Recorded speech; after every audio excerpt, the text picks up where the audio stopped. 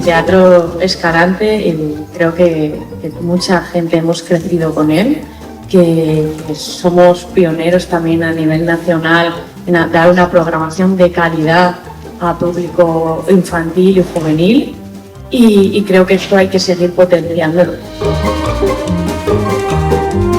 Escalante té vora 58 produccions al llarg de tots els anys i enguany plantegem 4 en tota la temporada, que és un esforç per part de tots.